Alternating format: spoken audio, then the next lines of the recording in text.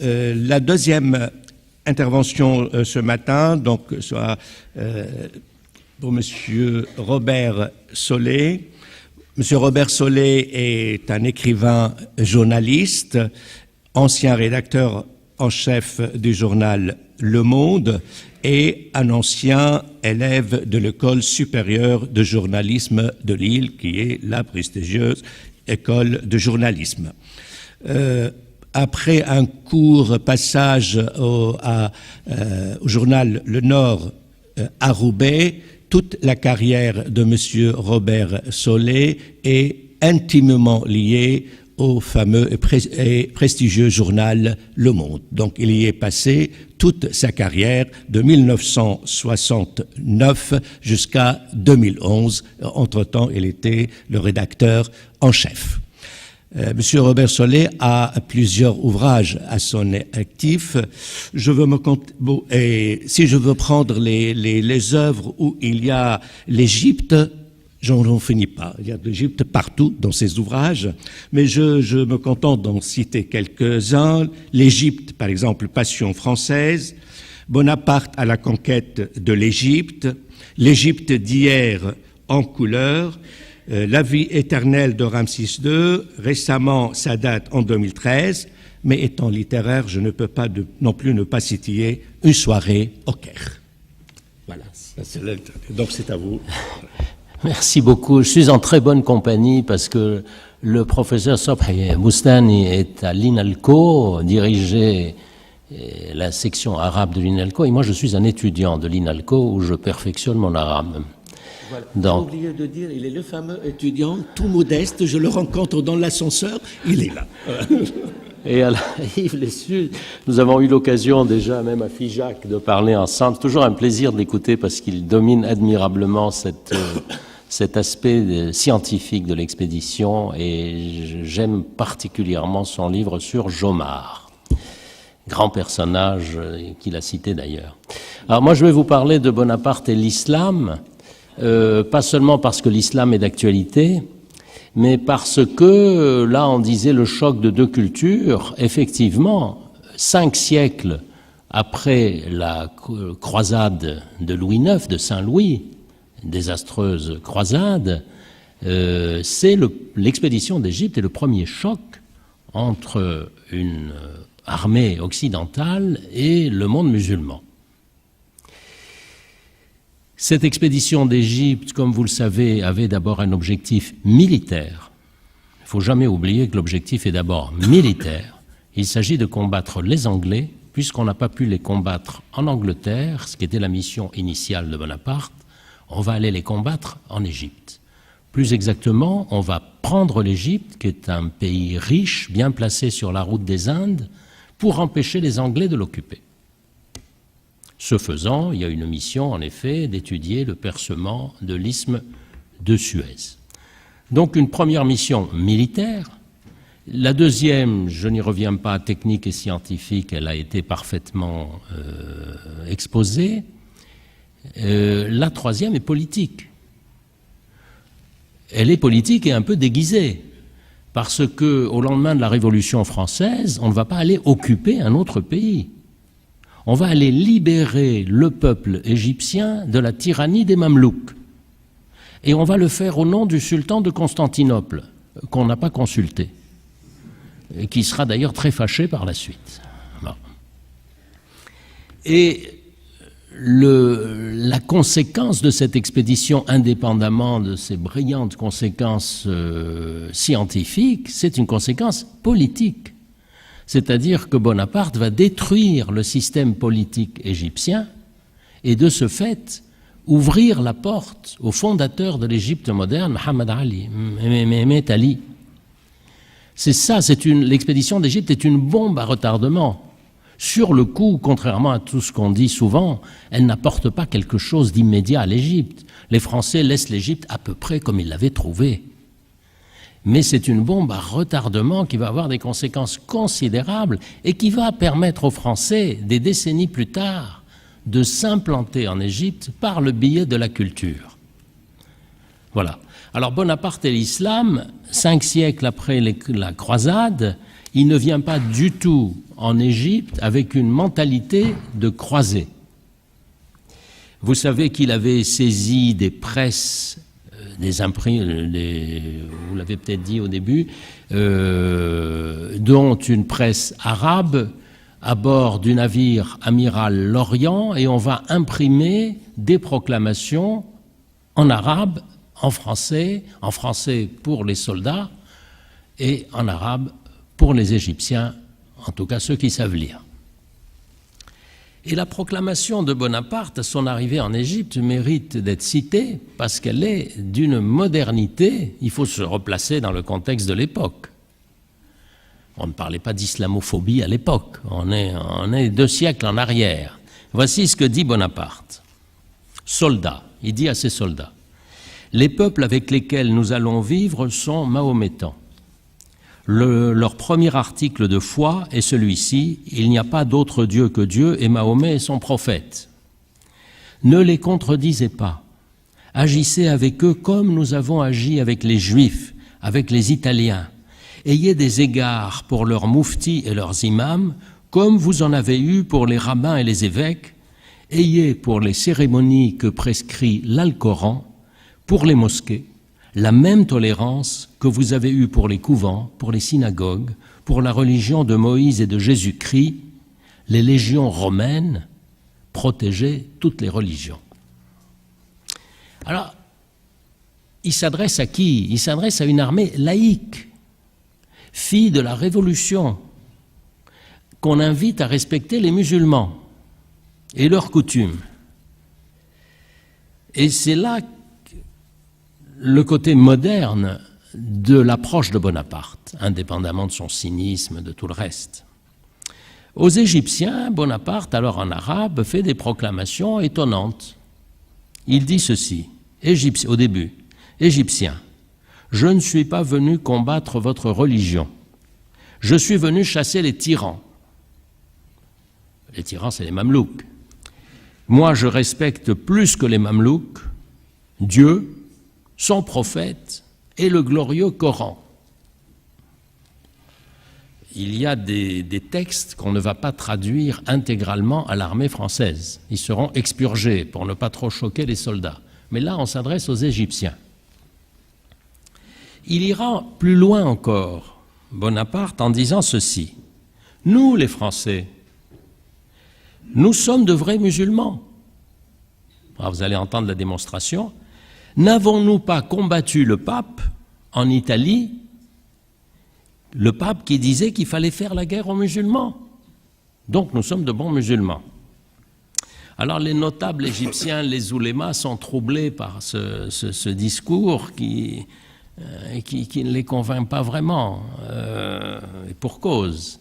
Ils vont finir par demander à Bonaparte, puisqu'il aime tellement le prophète, le Coran, de se convertir avec son armée.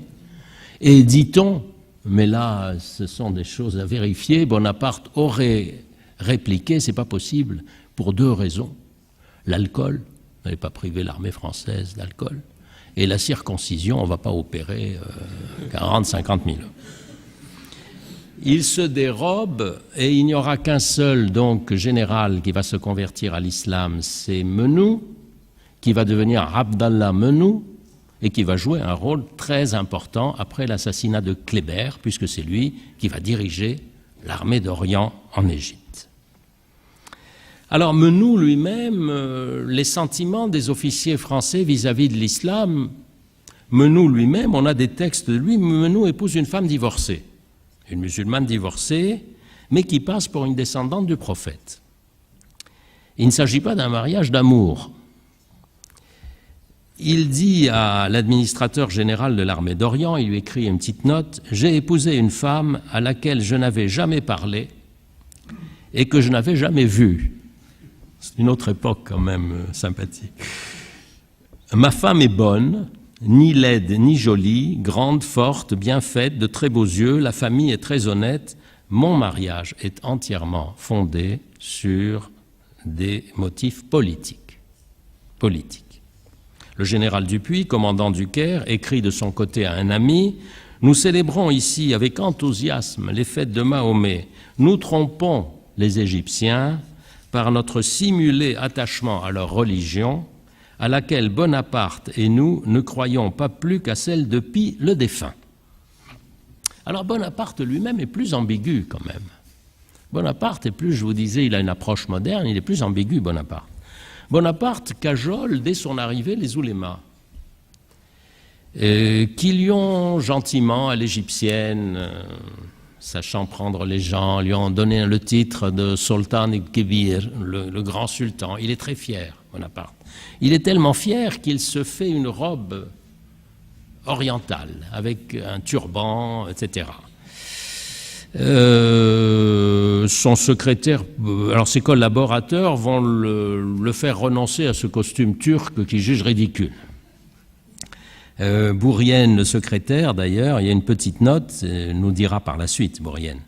Il était si mal en turban et en robe orientale, si gauche et si gêné dans un accoutrement inusité, qu'il alla vite se déshabiller, et il parle de mascarade. Mais Bonaparte, de bon matin, reçoit les oulémas, ils arrivent à Dodane, on les reçoit, on leur sert la pipe, le café, ils arrivent sur des mules richement harnachées, on leur rend les honneurs, on leur sert des sorbets, du café, etc. Et on discute. On discute d'islam. Bonaparte s'intéresse, il les écoute, avec traducteur, bien entendu. Il se fait expliquer des passages du Coran. Cette mise en scène n'est pas, de la part de Bonaparte, une simple tromperie. L'islam l'intrigue et Mahomet l'intéresse. Ne serait-ce que parce qu'il a su prendre en son temps la tête de ses compatriotes et s'adapter aux réalités de son temps.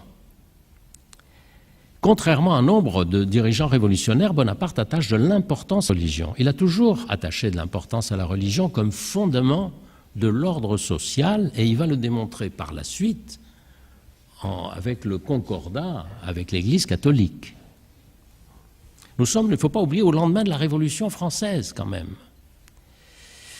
Alors, je disais, on citait Jabarti tout à l'heure, le chroniqueur local, il est scandalisé, lui, par les fautes de grammaire, de vocabulaire et de style contenues dans la première proclamation de Bonaparte. Bonaparte a des orientalistes, tout ça, mais enfin, ils ne sont pas passés par l'INALCO. Et Jabarti se demande comment peut-on insulter de cette façon la langue du Coran. Il dit cette lettre misérable est truffée de mots incohérents, de construction. Il est un peu sévère. D'ailleurs, Jabarti, il y aura plusieurs versions de sa chronique. Du temps des Français, puis après, lui-même ne maîtrisait pas bien l'arabe. Voilà, donc ça, c'est encore autre chose que j'ignorais totalement. Alors, il dit simplement sur le fond. Alors, Jabarti qui étudie les textes, il dit ces gens sont en opposition à la fois contre les chrétiens et contre les musulmans. Et ils ne sont attachés à aucune religion. On voit que ce sont des matérialistes. Ils nient les attributs de Dieu, rejettent l'au-delà et la résurrection, ne croient pas à la mission des prophètes. En d'autres termes, s'ils ne sont pas chrétiens, ou s'ils ne sont plus chrétiens, ils restent des infidèles.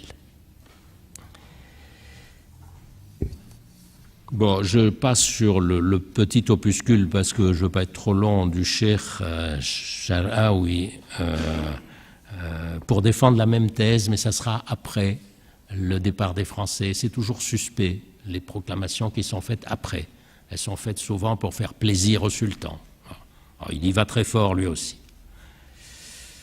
Il y va très fort parce qu'il dit, je cite quand même, « Ils sont une secte de philosophes qui rejettent la loi et déclarent obéir à la nature. Ils sont en apparence des disciples de Jésus, que sur lui soit le salut, et rejettent la foi en la résurrection, en la vie future, en la mission des prophètes et des envoyés. Ils professent qu'il n'y a qu'un seul Dieu, mais par la voie rationnelle. Ils mettent au-dessus de tout la raison humaine. Bref, ils n'ont rien de musulman. » Il va y avoir un épisode très terrible au moment du premier soulèvement de la ville du Caire, je crois que c'est en octobre 1798, quand la population excédée par un certain nombre de mesures qui ont été prises par les Français, ne serait-ce que pour compter les habitants et violer des règles coutumières, Et puis, avec les agents ottomans, le sultan s'est réveillé. Il est furieux qu'on vienne libérer sa province. Il a envoyé évidemment des agents qui contribuent à soulever la ville du Caire. Une partie des quartiers se soulève. Il y a des combats très violents. On est il y a 2 siècles. Il y a beaucoup de violence dans tout ça, des 2 côtés. Et Bonaparte, de façon très cynique, à sa façon, du haut de la citadelle du Caire, fait tirer au canon sur les quartiers rebelles. Et puis il va se passer quelque chose de très désagréable qui va laisser une tache sur l'expédition. Ce sont les quelques cavaliers qui vont rentrer dans la mosquée d'El-Azhar à cheval et violer les lieux, casser, violer. Alors c'est vrai qu'il y a quelques jeunes, je crois, savants et artistes qui ont sauvé des Corans, mais ça restera comme une tache sur l'expédition. Bonaparte n'a pas fini de tenir un langage stupéfiant. Le 21 décembre, après le soulèvement et après avoir maté le soulèvement, il dit ceci.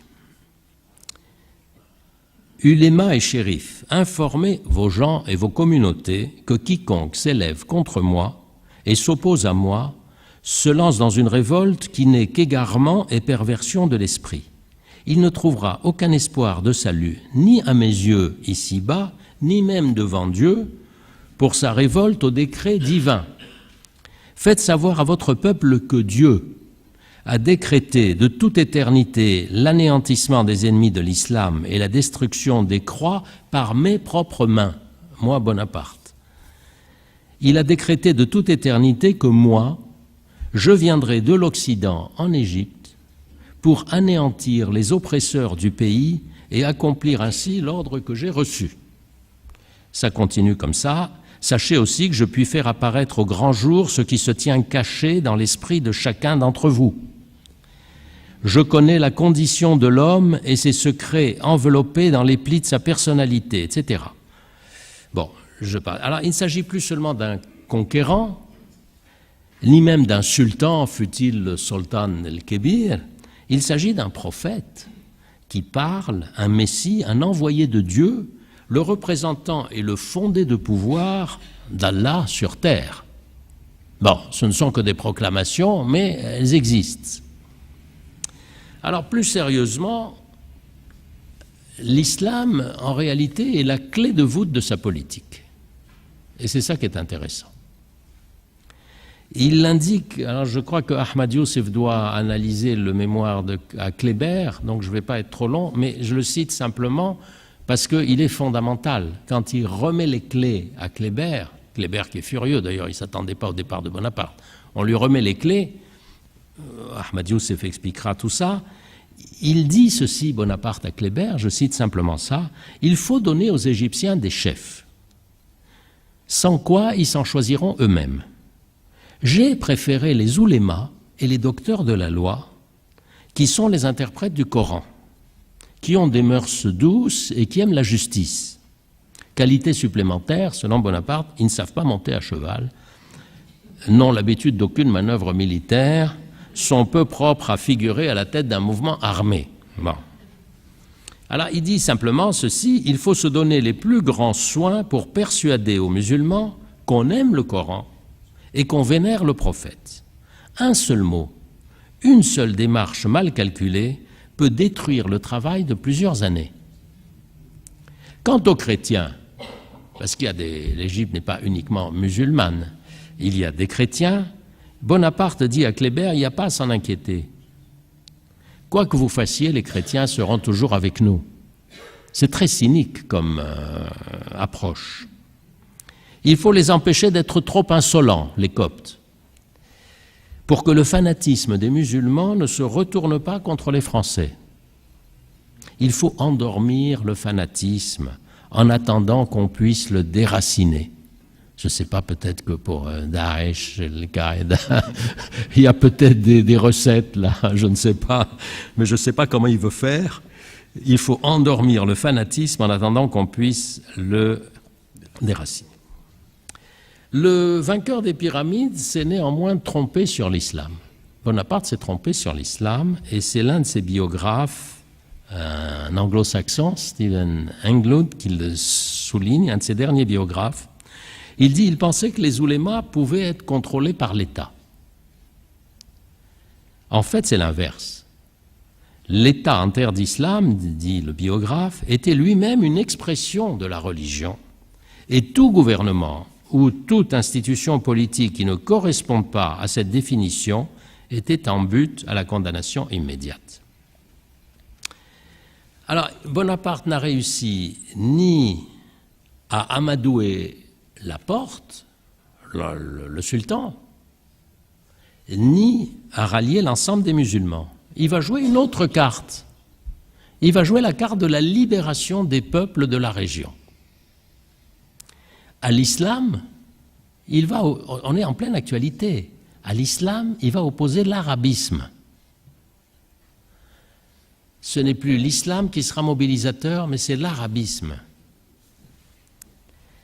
Et il donne aux oulémas d'Égypte, donc dans ce deuxième temps, il leur dit ceci. Pourquoi la nation arabe est-elle soumise aux Turcs? Comment la fertile Égypte, la sainte Arabie, sont-elles dominées par des peuples sortis du Caucase, les Mamelouks? Si Mahomet descendait aujourd'hui du ciel sur la terre, où irait-il? Serait-ce à Constantinople? Mais c'est une ville profane, où il y a plus d'infidèles que de croyants. Ce serait se mettre au milieu de ses ennemis. Non, il préférerait l'eau bénite du Nil. Il viendrait habiter la mosquée d'El-Azhar. Alors j'ai bientôt terminé. Donc c'est en Égypte, finalement, que de 1798 à 1801, que la France inaugure sa politique arabe. C'est là que ça se passe.